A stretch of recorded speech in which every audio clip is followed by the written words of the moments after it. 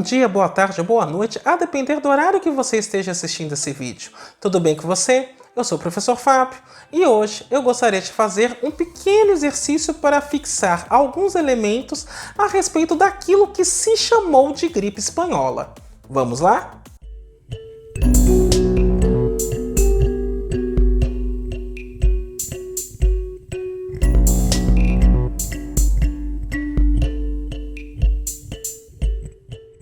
Antes de mais nada, eu preciso pedir que você faça o famoso cucocô, ou seja, curte, isto é, deixa o seu like, aliás, aproveita e faz isso agora para você já não esquecer.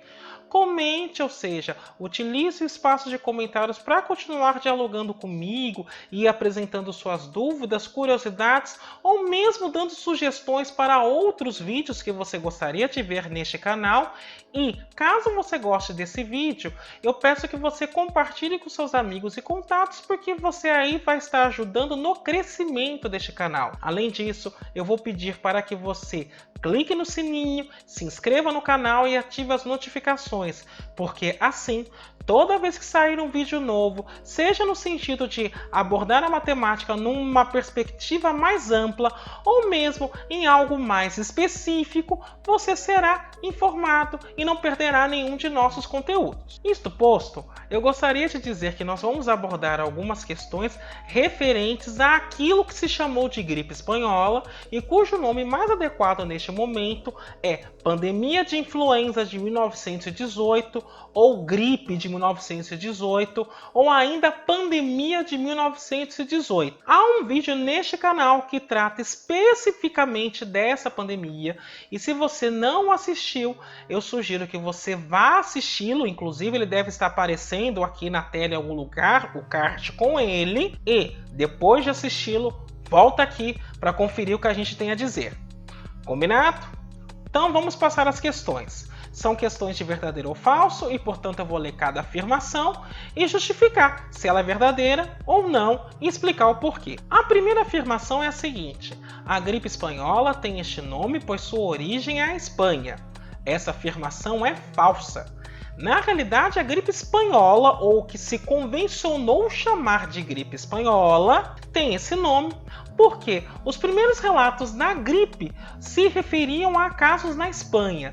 Na realidade, a origem é incerta, mas o que é sabido é que muitos países que estavam envolvidos na Primeira Guerra Mundial em 1918 esconderam os casos da doença que estavam surgindo. E, para evitar que houvesse uma grande celeuma no sentido de que as famílias de soldados fossem buscá-los e exigir a sua volta da guerra, esses países simplesmente fingiram que não estava acontecendo nada e apenas se limitaram a relatar os casos na Espanha. E isso deu a falsa sensação de que a doença tem origem espanhola, mas na realidade a origem até hoje é incerta. A segunda afirmação é a seguinte: alguns países envolvidos na Primeira Guerra Mundial esconderam o surgimento da gripe de 1918 em suas nações. Essa afirmação, como eu disse antes, é verdadeira, foi exatamente o que aconteceu e é por isso que essa gripe acabou sendo chamada de gripe espanhola, tendo em vista que a Espanha não estava na guerra. Aliás, deixa eu fazer uma correção aqui e justificar por que eu estou utilizando gripe de 1918 ao invés de gripe espanhola. Fato é que os espanhóis sofreram xenofobia por causa da gripe espanhola durante muitos anos, porque as pessoas acreditavam que eles eram os responsáveis por esta doença, e na realidade a doença nem na Espanha tinha surgido. Portanto, para evitar que um povo sofresse xenofobia por causa de uma doença que no primeiro momento você não sabe se nasceu naquele país, as organizações de saúde evitaram a partir de 1918 de associar pandemias a locais. Portanto, você não vai escutar alguém falar pandemia da Suíça, pandemia da China, pandemia da Etiópia. Mas você vai ouvir gente dizendo gripe suína ou gripe aviária, que é para se referir ao animal que causa a doença, ou ainda pandemia provocada pelo novo coronavírus, para poder falar do vírus que causa a infecção, ou pandemia da Covid-19 para se referir à doença. Afirmação 3. A gripe de 1918 matou muitos jovens adultos, o que é incomum. Esta afirmação é verdadeira. Na realidade, quando a gente fala de gripe, a expectativa é que as pessoas que vão a óbito ou que têm maiores possibilidades de complicações são os idosos e as pessoas que já têm uma doença prévia, em virtude de um sistema imunológico mais debilitado. Ocorre que já se sabe hoje que a gripe de 1918 causava uma reação exagerada do sistema imunológico. Portanto, aquelas pessoas que tinham um sistema imunológico mais forte tiveram uma reação proporcionalmente mais agressiva. E por isso que jovens adultos foram as maiores vítimas desta doença.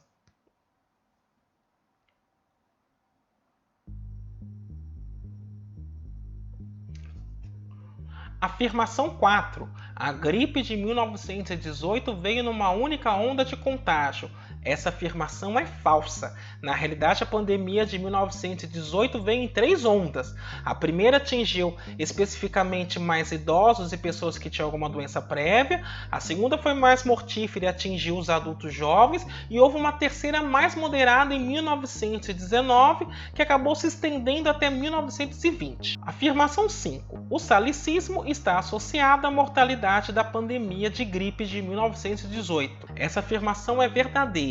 Salicismo é o envenenamento por aspirina. E aqui houve aquilo que nós chamamos de tempestade perfeita, ou seja, um evento desfavorável que foi potencializado por uma série de fatores que era muito improvável que ocorressem simultaneamente, mas neste caso ocorreram. Ocorre que a Bayer era detentora da patente da aspirina e ela perdeu essa patente em 1918. Com isso, vários laboratórios começaram a produzir esse medicamento e ele se tornou popular. Além disso, ninguém sabia qual era o efeito do consumo exagerado desse medicamento. E considerando que foi nesse período que a curva dos mortos começou a subir consideravelmente, os médicos passaram a receitar aspirina para todo mundo. As pessoas começaram a tomar em doses cada vez maiores, achando que poderiam se salvar, e na realidade muitos deles acabaram envenenados por aspirina e tiveram sintomas adversos e uma série de complicações que acabaram por facilitar a mortalidade por gripe espanhola. Afirmação 6. Surgiram tratamentos sem comprovação científica nenhuma para combater a gripe de 1918. Essa afirmação é a mais absoluta verdade. No Brasil teve quem usasse tabaco, bala de erva, incenso para purificar o ar, alfazema. Teve quem utilizasse sal de quinino, que é utilizado para malária, e tudo isso era feito sem comprovação científica nenhuma. Afirmação 7. Uma das teorias aceitas para o fim da pandemia de 1918 é uma mutação do vírus. Essa afirmação é a mais pura verdade. Na realidade, tem 2 teorias que justificam o fim da pandemia. A primeira é que o vírus mudou para uma versão menos letal e por isso a pandemia foi controlada. A segunda é que os médicos se tornaram mais eficazes no combate a essa pandemia. Esta em particular é a menos aceita.